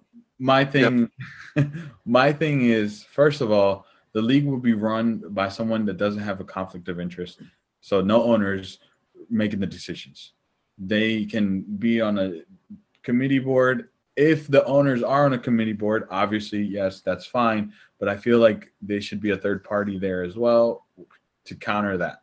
Because obviously the owners are going to be looking out for them. I feel like the fans should be involved, or someone third party should be involved with being that balancing act, right? I don't even think that should be a discussion point. That should just be done. Like there's no way that shouldn't happen right now. You know what I mean? Right. Yeah. So that's my thing. And then the second thing are the standards. One, if a player does X, they should be red carded for this across the board. Across the board. Doesn't matter what team they're on, doesn't matter anything, who they are, across the board. I appreciate what they did with Leo because it was the right call, but then in the same team you have Sosa. So it's like he punched somebody. You know, not to go back to that in order to harp on that, but it should be across the board. And then on top of that, you have the broadcasts. So it's like we need someone to step into the role of the leadership, whether it's a commissioner, whether it's a body or a group that makes the decision, whatever the courses that they take with the future of the sport, that will be fair and not just favoring the owners. Because if that's what happens, the league is going to fall apart. Yep. So, yeah, Chris had some good points about San Diego being a strong road team, and Florida's only played at home. So we'll have to see what happens there. I think San Diego's going to win. I can see that. It feels like nails coming out of my throat as I say that, but I feel like they're going to win. No. So Sid said all the league is a committee of owners and Shaw doing a bit of PR and legal work. This season is a challenge, but I wonder about future seasons. Actually, said this season that's not true. Shaw is not doing anything. He's not the commissioner anymore. He is just doing legal work for contracts a handful of hours a week, and the league is being run by a board of directors that include all owners. That's who's making the decisions this league. And since we're talking rumors, should we talk the rumor that we may not have a commissioner soon? Can we just drop all those rumors at once? So we've heard a couple things. So throughout the season, we heard that Keith Tozer was going to come in as the commissioner, and that was actually, we heard that. Yeah, it was after the season ended, but it was way before we realized that this weird COVID thing was going to happen. COVID wasn't a thing. Well, it was a thing. It just wasn't a thing here. It was, no, because we actually didn't start these broadcasts till April, and you didn't join us until later. No, you guys started in March. I joined in April. Is that what it was? Okay. Yeah. So we have that, but from what I'm hearing, Schwab is out, Tozer's out, and now they're looking for somebody else. Now, I don't know if that's going to be for this season or if it's going to be moving forward. My gut feeling is they're just going to run with the way they're doing things this season and think they're doing a great job. And that's why I make that point. If the committee is going to be that, they need a third body, which should be the owners. Yep. I mean, the fans. And that's what the conversation I had with the player the other day was like, don't you think the league should be doing this? I'm like, yes, absolutely. But there's not much I can do calling out the league on stuff. What I can call out is this shitty broadcast that we have to watch. And other people are like, well, if it's so bad, why do you watch it? Because I love the sport. Sorry. Yep. Yeah. I mean, it's just the way it is. I love the sport. I'm big fans of a number of players on Florida. When I say I don't like Florida, it has nothing to do with the players. It's what they're doing. I have a personal feeling, and I know this is backed by a number of people in the league. I think Florida is going to ruin the league. I think they're going, and it probably not to the point where it'll dissolve, but I think they've ruined the player economy and they've ruined the expectations. And at some point, their owner is going to be sick of losing all whatever money he's losing every year and just walk away. And then if somebody wants to step in, they're going to have to basically do exactly what he's doing. Most likely, the players are going to be back into the market, realizing they can't make anywhere near what they're making in Florida or be treated as well.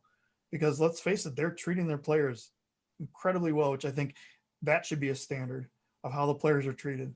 I wrote down like league standards should be broadcast, salaries and contracts, loan terms, stats, all these things that like in COVID season, we can't even really think about because of where we are. But we But should. why can't we get a group of guys? And I've said this, 3, 4, 5 years ago. Why can't there be a half an hour conference call between a representative from each team and the guys doing the announcing and go over how to pronounce names? And stats. And why can't the stats people all get together and have someone make a decision on what a shot is? Mm-hmm. Like the This most is- simple, basic. This is why committees need to be made or formed, because I'm pretty sure there are fans out there that are willing to volunteer their time, a little bit of time or something to help push that forward. It doesn't have to be, okay, we need to pay someone to do this. I think if they want to be taken serious, I agree with that 100%. But I think if they want to be taken seriously as a league, they need to pay someone to run it correctly. Of course. I'm saying the main person runs it, is paid, but those that help him out probably aren't going to be paid. Or do what you're doing to the player contracts and pay them on a per game basis. Or that. We'll give you $50 or $100 or $20 or whatever to make a check mark every time there's a block shot. Exactly. Also standards. Why the hell do players and league staff have to pay for watch the games? That's all. The absurd. pay-per-view thing is just I'm still a supporter of doing the pay-per-view for the COVID season. no, for the COVID season. Yeah, of course. Yeah. I think moving forward, you can't, it'll come to this, and I'll say this, and I've said a bunch of things about the broadcast already. If all the playoff games end up being in Florida, I'm not paying for it. I'm not interested in watching it if that's the case. Ouch. And they haven't fixed their broadcast, which based on 5 games, I'm assuming they're not interested in fixing it. They're either not interested in fixing it or they don't know how. And if they don't know how, they need I'm going to go with the first one. 100%. Yeah. My personal thoughts are the owner is he cares so much about winning. He doesn't care about anything else. And when he hears people complain about the broadcast, he's like, oh, they're lucky they even have a picture. That's that wasn't him that said that. But I equate that comment directly back to the owner because he's the one who's responsible for this. He's the one who could do something with this. He's the one setting the culture. Yeah. Now that said, on the broadcast topic, so it's possible, and actually Sid wrote exactly what I'm about to write about something else. Sid wrote, if the players could just form a union anyway, if all the stars and a lot of the regular roster guys unionized, they could force the owner's hands. And then actually Matt Sterling above said basically the same thing. He needs to reclassify the type of nonprofit it is to allow for players union. There needs to be the same. We're advocating for a commissioner to run the league. We need someone to run a players union as well. And we need a non third party or like former player or former coach or somebody who's not in the league or Geo. He just took me out. I was raising my hand and then he said former player or coach. Never mind. That just cancels me out. So one question that I had, so every once in a while, the 3 of us will try to get together, not live, just to get our thoughts together for what the hell we talk about when we're live. And one of the thoughts I had was, are these arenas unionized? Are they union shops? Meaning, is there some overarching party that owns the arena and owns what's going on in the arena? And that's why the teams are having so many problems with these broadcasts. Because if they want to use the arena's broadcast, they have to go through the arena personnel. And there's a lot of, aside from the mob references, there's a lot of stereotypes about union guys that just sit around and do the absolute minimum they need to do to get by. And a guy wasting his Friday night or his Saturday night or his Sunday afternoon to flick a switch and do the same thing he's been doing the last 30 years with the same equipment that's 30 years old? Do you think they just that's it? So my thoughts with that, right? I'm Josh said that it is like that in certain arenas, right? Um, my thing with that is, wouldn't you want to develop a relationship where that isn't an issue? So like build that relationship with the arena where it's like, okay, we want to do this for you guys, but we need this from you guys. Yes, like in the contract that when they sign the contract with the arena, Exactly. like, okay, you want to raise our rent or keep our rent the same or whatever, we're going to need this out of you because that's unacceptable what you're doing. Exactly. Yep. But that has to come from the ownership presenting like, hey, look, this is my product and this is how I want to run it. It has to meet my standards. But then at the same time, you have to meet your own standards or the league standards in that case. And I've heard over the years that there is a league standard for broadcasts, but I don't know what it is. I don't know if it's just you must provide a broadcast to your fans and that's it, or you must provide. I don't know what the wording is. If there even is there's probably not a, like if you go to ESPN, ESPN's going to say, well, we're going to bring a satellite truck there, and this is these are the statistics of what we're going to present. And we need this from you and this from you and this from you. We need this type of power, this many outlets, this many places, this many things, and they dictate what's going on. So to your point, having a third party run these broadcasts will be much more expensive, but yes, that's really the next step because they're not going to be able to do it. I think that would solve a lot of issues, and I think a lot more fans or new fans would come back or come to the sport. But I want to go down a rabbit hole that a lot of the commenters, Matt, everybody, Sid, are talking about the players, and I want to throw an idea out to you guys. Well, when Matt comes back, I'll repeat it, or if he hears me. So Huffman mentioned this, and I love this point, what he says, but I also want to throw in a different addition to this. So salary caps should be based on years of experience and acolytes from that experience. So if you've like been MVP so many times, or if you've been in the league for so many years and you've scored this amount of goals or whatever, this should be the minimum you can get paid, right? Yeah. And the caveat being that we have a roster limit, not of 22 players, maybe 18 or 20, how many ever roster limit we have, maybe 18 players. So that gives the teams a little bit more budget to offer per player. And then on top of that, I don't want to call them non-professionals, but the M3 teams or their second teams, they can call on them if in case an emergency, and they'll pay them per game or something like that. Yeah, there needs to be something. Right now, there's no standards at all, and that was when I said salaries and contracts. Another thing I mentioned on that, we'll stay on the salaries for a second, but yeah, there's obviously a player like Ian Bennett is going to get more than like the third string Turlock guy. Of course. Even if the third string Turlock guy has been in the league for 20 years and Ian's been in it for 11 or whatever it is. Because it produces more. Yeah. But on the same thing, and I hate I hate using the term salary cap because I know a lot of the players feel like, well, we don't even make enough to live on. Why are you talking about a cap? What about salary floor? There needs to be, a salary floor, but there still needs to be a cap so that you can't have a team come in and just buy players and buy a team. Of course. It's going to be tough because you have to factor cost of living and things like that in. But yeah, there needs to be some sort of standards there. Right now, there's none. There needs to be some. And then let's talk about loan terms, because I've heard rumors that at least, and I've heard this from like 4 different people, that at least 2 teams have offered Ian Bennett 5 years. Well, he has a contract with the Wave it was advertised to the fans as lifetime. It has at least 2 years after this year left on it. That's facts. There's no way that a league should allow those discussions to happen. And in other leagues, people get fined for that. Oh yeah. In European football, like That happened in people- Barcelona with Neymar. Yes, and somebody just recently, like somebody was like banned from the league or whatever for talking with a player before contract time was Mhm. up. That happens all the time.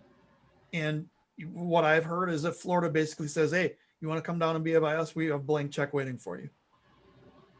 And you just can't do that to because you're talking about moving a family, moving a person's career over your single-handed desire to want to win a trophy that's not going to really help you too much. Like, what do these guys think? Do they think, Florida specifically, let's pick on them, do they think that once they win the Ron Newman Cup, and I'm putting gigantic air quotes around that, do they think that as soon as they get that trophy, bam, there's going to be 7,000 people in that arena? Well, they've had years to get 7,000 people in there, and they're number one. They were number one in the league last year in record, but what were they in attendance? Like 10th, 11th? Well, real attendance or what they lied and told the league? Well, they weren't even. What's on the MASL website? MASL website. Oh, well, right now they're last, but that's for this Okay. year. Last year, I think they were like, They were listed as 4th or 5th, but there's no way in hell they had an average of 3,000 people a game there. No. I heard a rumor that since we're still on the rumors topic, and we will be for the entire season, I heard a rumor that they stopped reporting accurate attendance after week 3 or 2 or whatever it was. And it's like, well, if you're making up numbers, then yeah.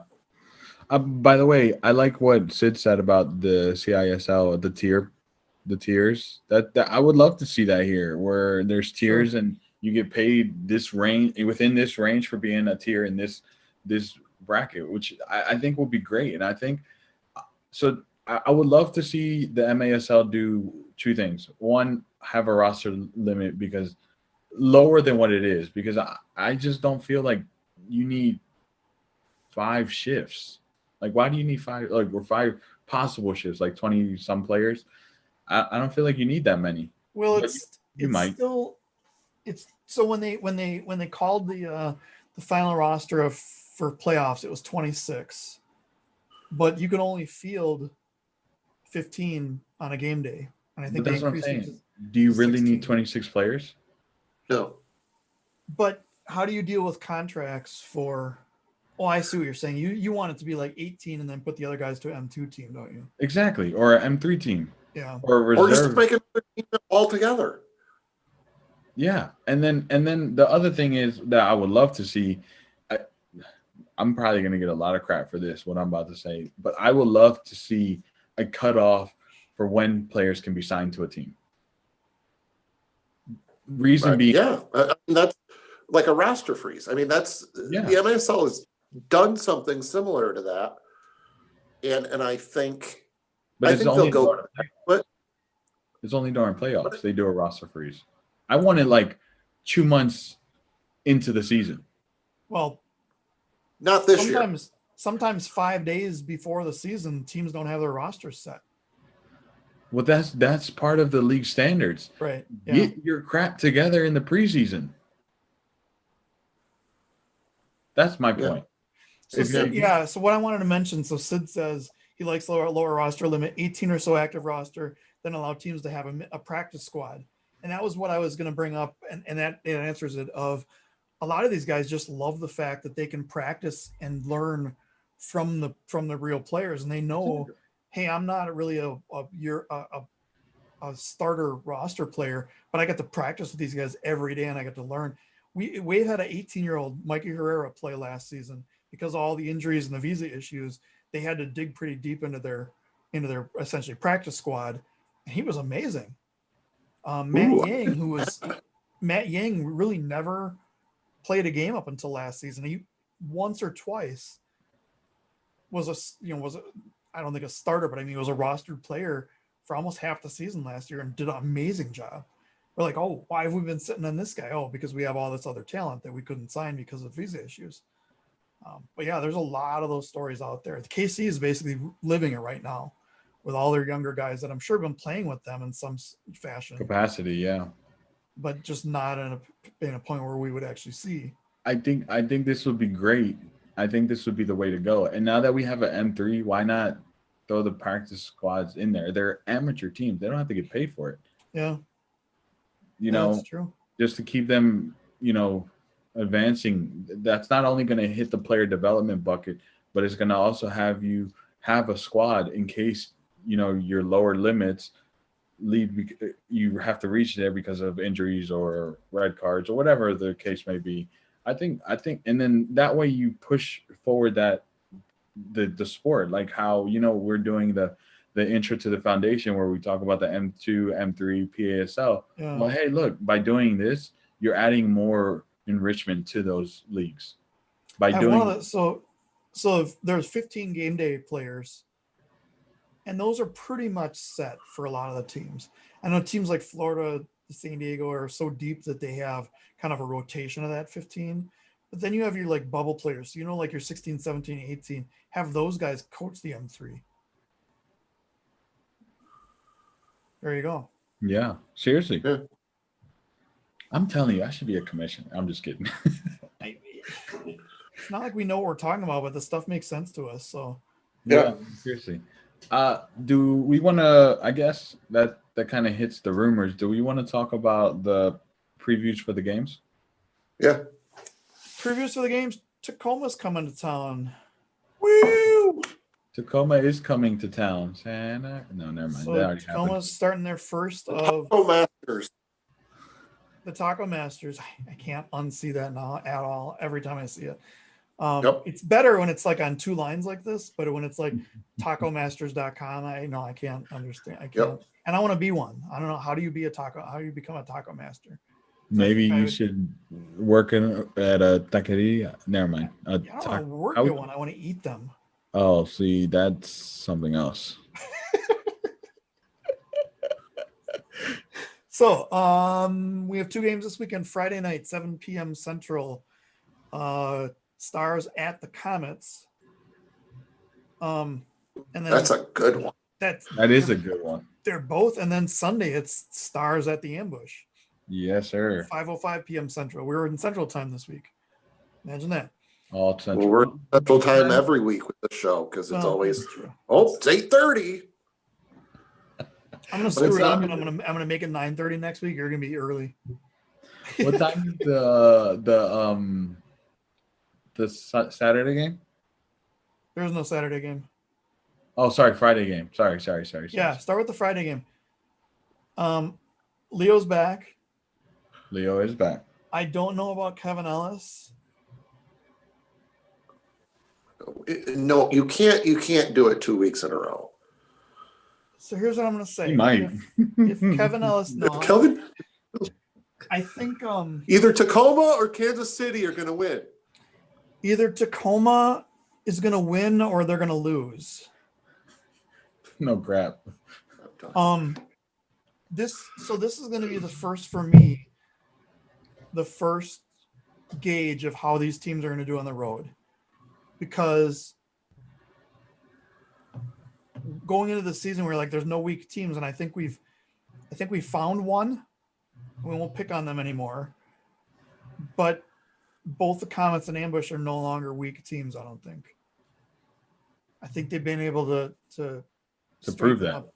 Yeah. Now, goalkeeper, as a coach, how do you choose Waltman or Toth? Do you go flip a coin? Rock, paper, scissors. Right. Cage match not to the death, because then you want both of them around. But Yeah. I think Dantas coming in, well, I mean, even without Dantas or Adrian Gutierrez, there were several times in the All-Star game that the whole floor was Tacoma players.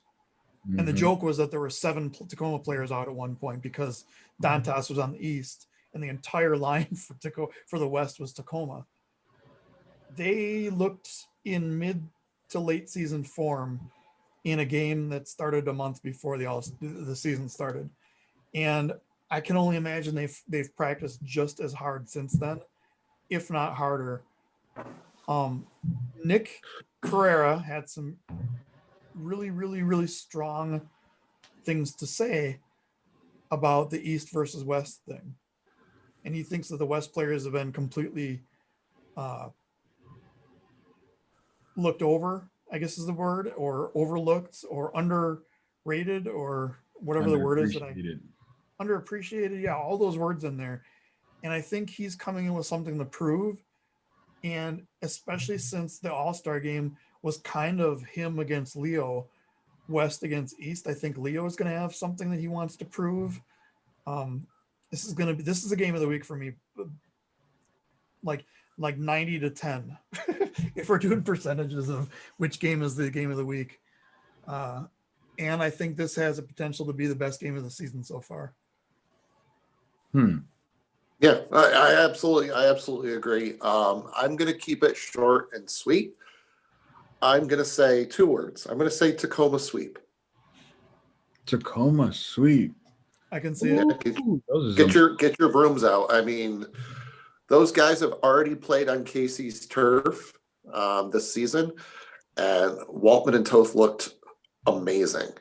Waltman looked better than I've seen him since he was in Milwaukee. Yeah, so I mean, since he was in Kansas City playing in Milwaukee. Yeah. And I'm gonna say Corey Keats is gonna have a great weekend. Had a great All-Star game. Good to see him. Good to see him stepping up. So yeah, Tacoma sweep. I think everyone's saying Tacoma sweep. I can't disagree with that. I think it's a Friday and a Sunday, so there's no back-to-back. It's only like a 3-hour drive between Kansas City and St. Louis. I think Stars are going to be my pick to battle against Florida. I think San Diego has a chance, but I think the Stars. Yeah. I think they have a chance. Give me Waltman and Toth over Boris Pardo any day. Right. And Grant, I mean, that doesn't say anything bad about Pardo. It's like if we're doing on a scale of 1 to 10, Pardo's at a 10 and Waltman and Toth are at a 10.1. I mean, it's yeah. That's tough. It is. Like, who do you pick as the better? I don't think those are going to be some really good games, to be honest. So for the KC Tacoma game, man, I can't. That's hard. I think it's going to be KC Tacoma. So KC's going to win that game, and Tacoma's going to win the St. Louis game. Oh, okay. So, go ahead. So my reasoning being for the KC one's going to have something to prove given their current form, and 2 is going to be Tacoma's first competitive game. So I know that they've been playing. I know they have experience from the All-Star game and all that, but this is going to be their first game as where KC has played 6. No. Yeah, if you include the Central Cup. Yeah, 6 games. So I was thinking about what was said, how do you think these players are going to gel and do this and that and the other thing for the All-Star game? And actually 7 games. Kansas City's played 4 games already. Yeah, 7. I think the comments of, it'll be like 5 minutes and everyone will get their legs on. That actually happened for the West. It didn't happen for the East. That actually happened for the West. That's true. If Kansas City does the same thing in the fourth quarter they've done in the last how many ever games, it's not going to be pretty. But let me kind of backtrack on what I said. I still think it's going to be a Tacoma sweep, so I'm going to stick with that. But Tacoma for me has always been this, like, what team am I going to see this week? Massive consistency problems, because they would go in and they would beat Monterey or San Diego, and the next game get blown out against somebody they shouldn't lose against, and then look like they're completely not even together and not on the same page at all. And I think this season, I mean, from what I've seen, what we saw in the All-Star game, it's completely different but then again, they also look like that in some games. So I think it's going to be. I'd like to say they've taken advantage of their situations and put more time and more effort into becoming more consistent. And if that's the case, it should be. I don't want to say easy wins, but it should be 2 wins for them. Yeah, I mean, with Tacoma, we saw last season against Florida. We were talking about how Florida's going to win it, no doubt, whatever. Tacoma actually split against Florida. Yep. And now I know they have Ian Bennett and Chad Vandergriff, but Tacoma's also got a few good players that are coming in as well. You got Vinny Dantas, Adrian Gutierrez, Chris Toth coming in the mix. I mean, so I think you're going to see those two teams kind of on a collision course. I think so. It's going to be here it comes, and especially if these 4 East teams aren't going to play and they have to make up essentially the same schedule they've been doing in the next couple months, it could be real interesting. Yeah, because then it's going to be fun. It's about to be fun watching these West teams come in. If you think about it, and they're only going to do 12 games, which I would assume the road teams, the 3 West teams are only doing 12. Then you're going to spread them out more. You're going to have less back-to-backs, more fresh legs. It's going to be it's about to go down. I was when you disappeared for a sec, Adam. I was saying that I want. Don't do it again. I want to see a West team or 2 teams play not only in Florida but like in Dallas or KC. Let's talk about that. Wait. For selfish reasons, the February schedule is out, everyone. So the February schedule's out. I forgot about that. Opening cans of worms, don't I? Let me bring up the schedule here. Are we good with the preview of the games? So yeah, St. Louis. Wait, real quick. I think St. Louis is going to lose against Tacoma, but not by much. By maybe like 1 or 2. I can't imagine what the games would be like if even 50% of the shots they missed were on target.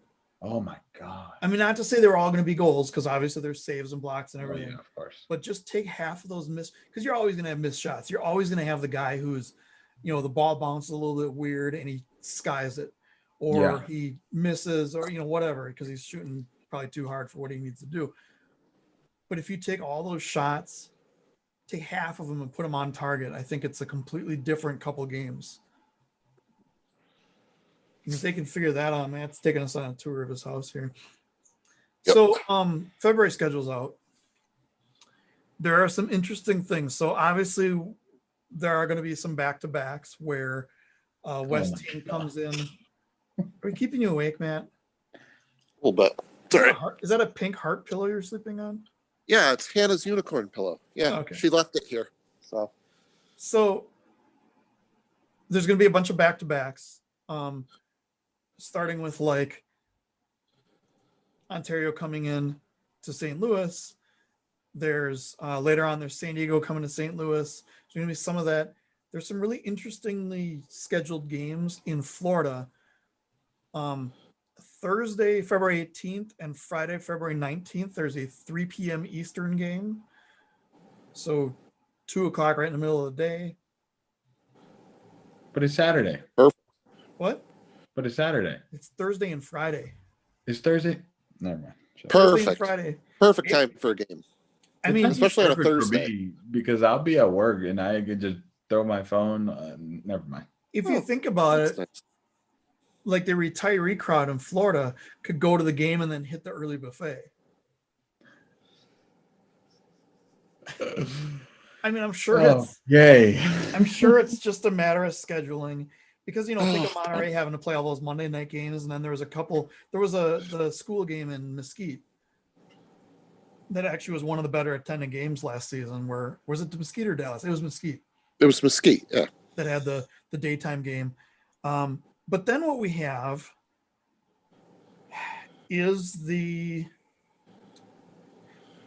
San Diego versus Ontario, Tacoma versus Ontario, San Diego versus Tacoma, all in Florida. Now, I'm sure if the teams were said, hey, we're going to have two West teams play each other, do you guys want to go to snowy Missouri or sunny Florida? They would pick Florida. Yeah, of course. But this is supposed to be the season where this is the season of limited fans where you're going to make money doing pay-per-view and you're going to do broadcasts. And we picked the shittiest of the 4 broadcasts available to send these teams to. Mm-hmm. That's my problem. That's why I say we need to have them go to either KC, Dallas, any of the other locations. I know that the weather is great in Florida and all that, but we as fans want to see quality product. Yes. Yeah. And I know at least one owner has said this. And yeah, Chris said it's too bad they couldn't do games here in Arizona. I think something like Arizona or where would they have Boise? Bakersfield, California. All these games where they had these exhibitions and got like 6,000 fans would be a really good alternative this year to have one game here and there. Yeah, One why game couldn't the in league Arizona. like spearhead that? It's a shame that we're here. It's a shame we have. I'll beat the dead horse again because he's still twitching. Probably a bad analogy. Why is one of the top teams in the league who all they want to do is win has the shittiest product? And again, players, I'm not talking about you guys. You guys, we all love you. I'm talking about what the owner has done to this, presenting this product to the general public. Yeah. And not even acknowledging that they have issues. Well, we went over the big middle fingers that they gave us. Not sending anyone the All-Star game, this shitty broadcast, not apologizing for the broadcast, not fixing it. Every week that they have a game, it's just this giant slap in the face to the fans. So Brad, we don't know who's going to be the announcers, but we will assume it would be, but we don't know. Just to answer your question. Yeah, when we talked to Eric in Kansas City, he was like, "Yeah, we're kind of really actually Nick too." He's like, "We're kind of looking forward to maybe we can announce a Tacoma versus San Diego or Ontario game." Yeah, exactly. They were actually looking forward to that. I thought that would be really cool, and they were talking about like tag teaming days where you have your first game at like 1 p.m. and your second game at like 6 or 7 p.m. And you don't mix any of the players. You have one game is. And they're all like, you have a KC game at your primetime hour because it's their arena. And then the other two teams you have at the non-prime hour. I think that'd be a great idea. And I know Kansas City offered it up. I have to imagine it was hey, owners, where do you want to go? You want to go to sunny Florida for a vacation, or do you want to go to potentially snowstorm Missouri? But yeah. It'll be interesting to see what happens in February or in March as far as the schedule and whether they choose to go to snowy Missouri. I hope so, but so I am. Let me look at this real quick. So of the games, full schedule.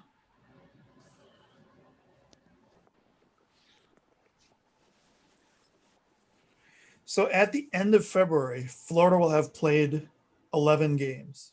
Right. With a very real possibility of being 11-0 at that time. Now, the last 3 games of that schedule is Tacoma, San Diego, Ontario right in a row. Like 3 games in 4 days. Oh, that's what the announcer was calling the Soccer Palooza. Yeah. Yeah. So let's, just for argument's sake, let's say they're 11-0. How many more games do they schedule before they call themselves done? Before they call themselves champion? If it's the owner of Florida 1. Yep. It's exactly where I'm getting at. Because he's worried about winning. He doesn't care about the fans. He doesn't care about the pay-per-view. And plus, it's winning percentage. It goes by winning percentage. Right. So you have a potentially 100% winning percentage. Why would you? And really, any coach in the league playing in this format, you have to play to what format's given to you. Like when they add additional wild card teams to NFL or take them out or whatever, you have to adjust your play and your strategy to play for that format. Like when we had the single game when Milwaukee won the championship, the whole point of it was get as far as you can, as best as you can to win that first seed. And that's what everyone played for. And they played as hard as they could. They ran up the scores because it may come down to goal differential.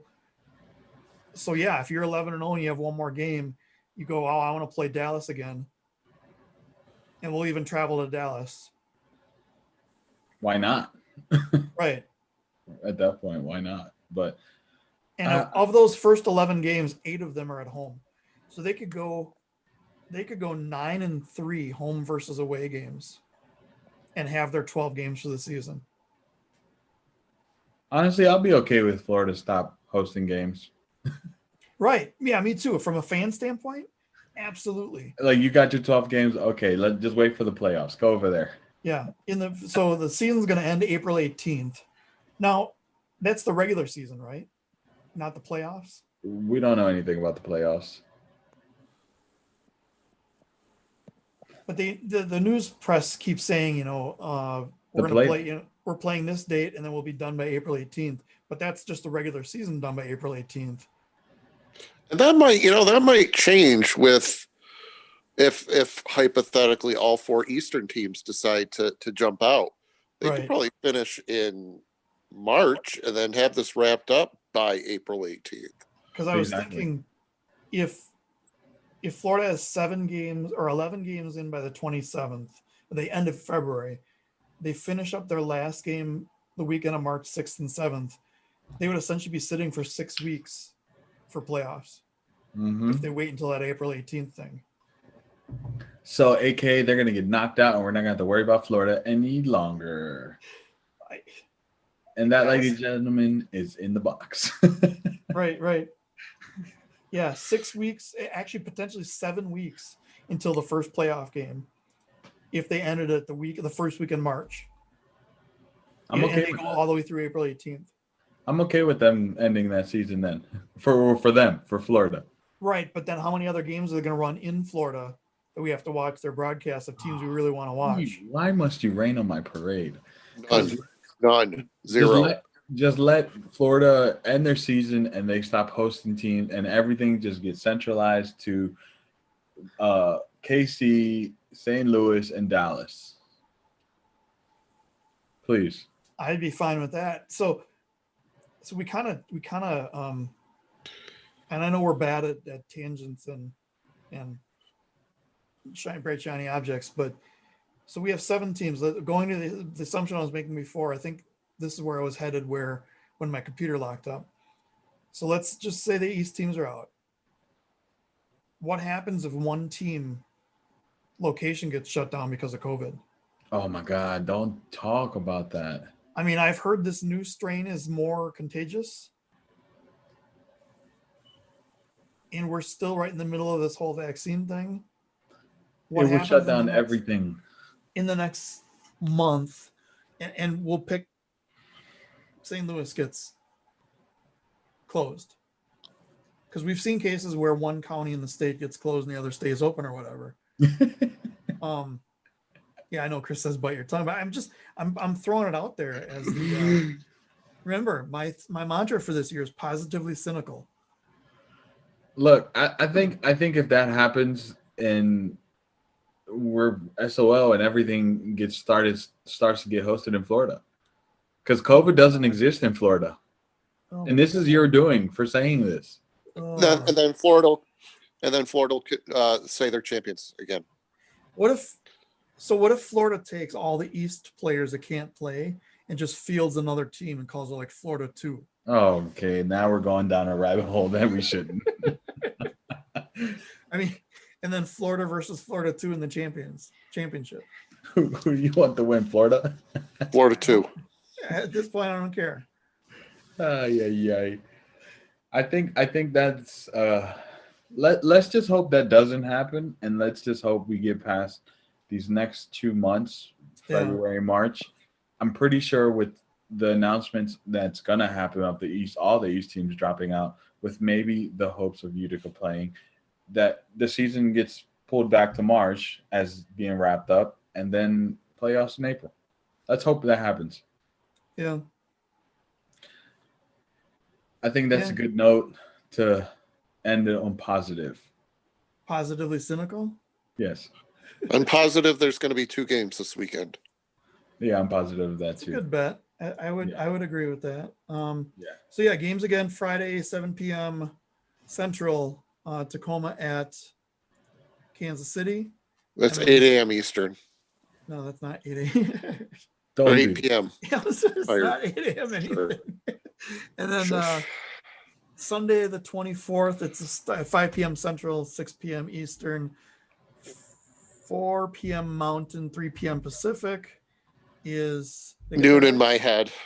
Noon in my right. Is Stars visiting St. Louis. Both are going to be good games, great games. Yes. Both of Um, them.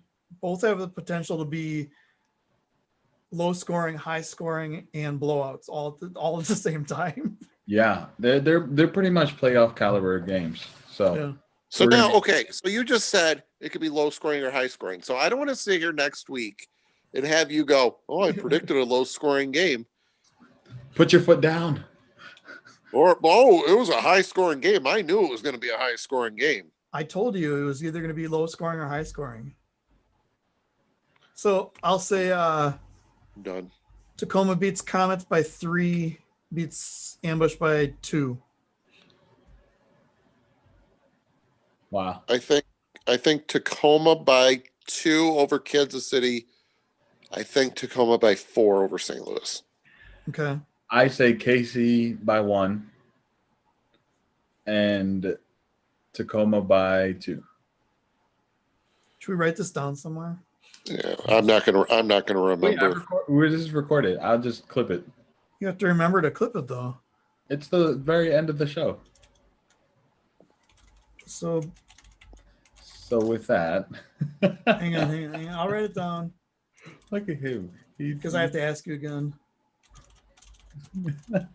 So make sure you just highlight mine because I'm gonna be right. Yeah. So Matt, you said 2 over Comets. Yeah, 2 and 4. And you And said then- 3 and 2, and I said 1 and 2. Geo KC 1 over Tacoma. Yes, sir. Tacoma 2 over St. Louis. All right, we got them written down. It's in the permanent record. Yes, sir. We just sync to the cloud, so even if my machine freezes up, then I'm done. so I will leave you with this. Are we done? Yes. So I was having some work done on my house the other day, and I told my carpenter I don't want carpeted steps. So he gave me a blank stare. Good night, everybody.